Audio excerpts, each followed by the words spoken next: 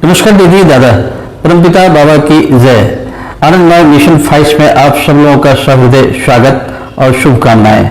आनंद मार्ग के कुछ विभाजित ग्रुपों ने संस्था के सिस्टम की आड़ में कुछ लोगों को एक्सपेल कर आनंद मार्ग समाज में एक तहलका सा मचाया हुआ है और विभाजित संस्था के अयोग्य तथा कथित पुरोधागण जो सूबेदार प्रमुख, प्रेसिडेंट एवं जनरल सेक्रेटरी के पद पर आसीन है, ऐसे लोग कट्टरवादी की तरह मौलवियों की तरह एक्सपेल करने, फतवाजारी करने में लगे हुए हैं। आनंद मार्ग मिशन 5 ऐसे अयोग्य तथा कथित पुरोधागण रूपी कट्टरवादी मौलवियों की तरह जो पुरोधा प्रमुख, प्रेसिडेंट और जनरल सेक्रेटरी के पद पर आसीन है, ये लोग चर्याचर पार्ट 1, 2, 3 या प्रोसीड्योर ऑर्डर के किस क्लॉज या अध्याय के अंतर्गत किसी भी गृह मार्गी, तात्विक, गृह आचार्य, कपालिक या बुद्ध को एक्सपेल करते हैं, किस क्लॉज के अंतर्गत, जबकि आनंद मार्ग मिशन में किसी भी एक्सपेल करने का प्रावधान ही नहीं है। बिल्कुल प्रावधान कहीं भी आपको किसी जगह पे नहीं मिलने वाला है। सभी गृह मार्गियों और पूर्णकालिक कार्यकर्ताओं की जानकारी के लिए आनंद मार्ग मिशन 5 ने एक्सपेल टॉपिक पर क्रमशः 9 पार्ट में यूट्यूब लिंक तैयार किए हैं और ये सभी विस्तार पूर्वक आपको विवरण दिया जा रहा है। सर्वप्रथम हम सभी को आनंद मार्ग प्रचारक संघ के सोसाइटी एक्ट, कॉन्स्टिट्यूशन और शरियत को हमें निश्चित रूप से हम सब लोगों को समझना पड़ेगा। अक्षरशः इसको कोशिश करें। धन्यवाद। यदि कोई भी विभाजित ग्रुप के पुरोधा प्रमुख, प्रेसिडेंट एवं जनरल सेक्रेटरी यह प्रूफ कर दे कि उनको किसी गृह मार्गी, तात्विक या गृह आचार्य, कपालिक या अवधूत को एक्सपेल करने का अधिकार आनंद मार्ग प्रचारक संघ की चर्याचर देती है क्या, तो आनंद मार्ग मिशन उनके चैलेंज को स्वेच्छा से स्वीकार करेगी और उसी पल से अपने आर्टिकल को लिखना बंद कर देगा। आनंद मार्ग मिशन 5 सभी गृह मार्गियों और WT पूर्णकालिक कार्यकर्ताओं को आनंद मार्ग मिशन और आनंद मार्ग प्रचारक संघ के शुरू से लेकर आज तक की पूर्ण सत्य घटित क्रियाकलापों की जानकारी देने के लिए वचनबद्ध है। गतांक से आगे पार्ट 8 में हम प्रवेश कर रहे हैं एक्सपल्सन, निष्कासन के पार्ट 8 में। पिछले पार्ट में ये बिल्कुल साफ हो गया कि किसी भी विभाजित ग्रुप के पुरोधा प्रमुख, प्रेसिडेंट या जनरल सेक्रेटरी को चर्याचर यह अधिकार नहीं देता है कि किसी भी गृह मार्गी या आचार्य या ब्रह्मचारी या अवधूत को एक्सपेल या सस्पेंड कर सके और न ही किसी को किसी भी प्रकार की संस्थागत कार्यवाही कर सके। ज्यादा से ज्यादा पुरोधा प्रमुख, प्रेसिडेंट या जनरल सेक्रेटरी के द्वारा किसी गृह मार्गी, गृह आचार्य, ब्रह्मचारी या अवधूत को यदि कोई संस्थागत ड्यूटी दी गई है तो उस दी गई ड्यूटी से विड्रॉ या ड्यूटी से मुक्त कर सकती है, क्योंकि गृह मार्गी LPT, LFT, PKD, तात्विक, आचार्य या अवधूत आनंद मार्ग प्रचारक संघ के सदस्य ही नहीं है, वे सभी तो आनंद मार्ग मिशन के सदस्य हैं। सोसाइटी एक्ट के कॉन्स्टिट्यूशन के क्लॉज नंबर 1, 7, 8 में साफ लिखा हुआ है कि नंबर 1, क्लॉज नंबर 1 में लिखा है कि आनंद मार्ग प्रचारक संघ का सदस्य वही बन सकता है जिसने आनंद मार्ग की साधना सीखी हो। यदि आनंद मार्ग मिशन और आनंद मार्ग प्रचारक संघ एक होता तो सोसाइटी एक्ट के कॉन्स्टिट्यूशन में लिखा होता कि आनंद मार्ग प्रचारक संघ के सदस्य बनने के लिए आनंद मार्ग प्रचारक संघ की साधना सीखी हो, पर ऐसा नहीं लिखा है। इसी से पता चलता है कि आनंद मार्ग मिशन और आनंद मार्ग प्रचारक संघ संस्था दोनों अलग अलग है। नंबर 2, क्लॉज नंबर 7 में साफ लिखा है कि सोसाइटी एक्ट के कॉन्स्टिट्यूशन के अनुसार आनंद मार्ग प्रचारक संघ अपनी कमेटियों, central committee, central executive committee और बोर्ड्स, तात्विक बोर्ड, आचार्य बोर्ड, अवधूत बोर्ड एवं पुरोधा बोर्ड की कार्य पद्धति चर्याचर पार्ट 1 के अनुसार होंगे। इसका अर्थ यह हुआ कि इस क्लॉज नंबर 7 और चर्याचर का महत्व सोसाइटी एक्ट के कॉन्स्टिट्यूशन से ज्यादा है और इससे यह भी सुनिश्चित होता है कि सोसाइटी एक्ट का कॉन्स्टिट्यूशन अपनी इच्छा से नहीं बल्कि चर्याचर के अनुसार संचालित होगा। क्लॉज नंबर 7 को समझने के लिए यह समझना होगा कि आनंद मार्ग प्रचारक संघ की कमेटियां और बोर्ड्स का क्या महत्व है। किसी भी देश, राज्य, संस्था या कंपनी का सुचारू रूप से संचालन करने के लिए 3 प्रणालियों का होना आवश्यक है। ए, विधायिका। संस्था का संचालन किन नियमों के आधार पर होगा? नियमों को बनाने का अधिकार किसको है? यह अधिकार किसके पास है? उसे हम विधायिका कहते हैं। जैसे भारत देश में लोकसभा और राज्यसभा विधायिका है, यानी देश के संचालन के लिए नए अध्यादेश या कानून बनाने का उत्तरदायित्व इसे है जो विधायिका कहलाती है।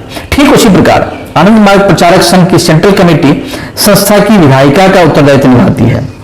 यहां यदि हम ध्यान से देखें तो पता चलेगा कि सोसाइटी एक्ट के कॉन्स्टिट्यूशन को कोई भी निजी स्वतंत्रता नहीं है। सोसाइटी एक्ट का यह कॉन्स्टिट्यूशन चर्याचर की अनुमति के बिना कुछ भी नहीं कर सकता।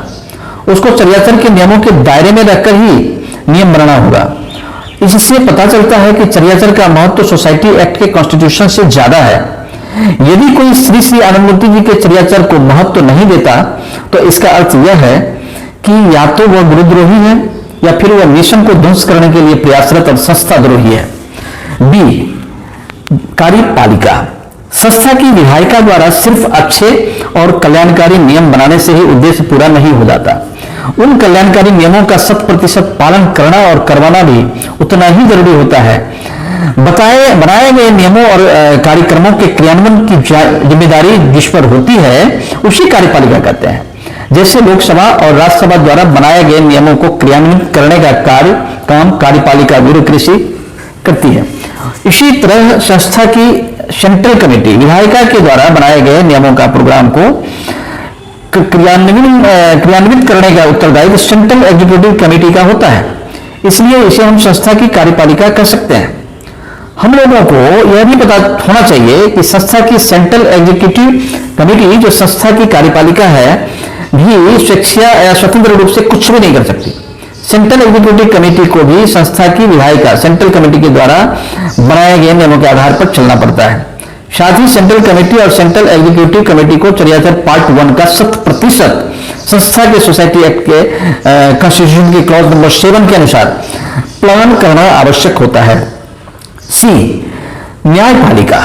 संस्था की विधायिका और कार्यपालिका के साथ साथ स्वतंत्र न्यायपालिका का होना बहुत ही महत्वपूर्ण है। संस्था का तात्विक बोर्ड, आचार्य बोर्ड, अवधूत बोर्ड और पुरोधा बोर्ड ही संस्था की न्यायपालिका होती है। अपने अपने क्षेत्र में हर बोर्ड स्वतंत्र रूप से कार्य करता है।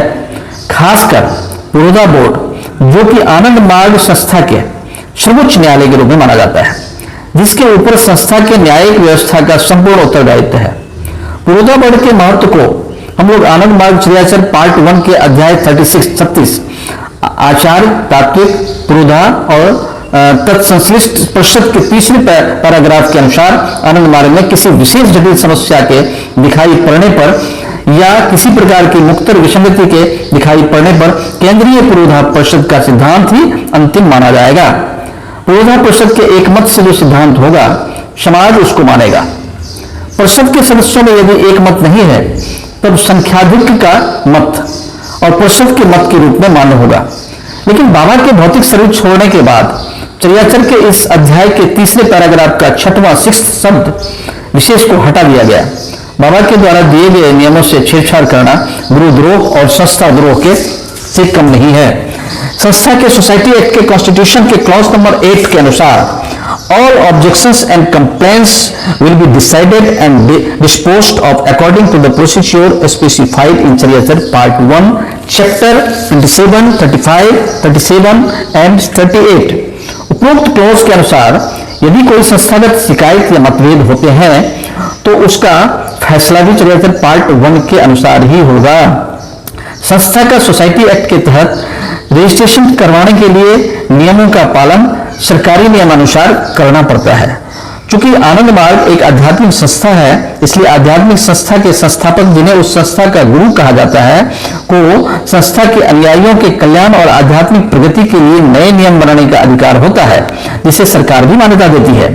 संस्था का दायित्व संभाल रहे पदाधिकारियों का यह दायित्व है कि गुरु द्वारा बनाए गए नियमों के अनुसार सोसाइटी कॉन्स्टिट्यूशन को संशोधित कर उसमें नए नियम का समावेश किया जाए।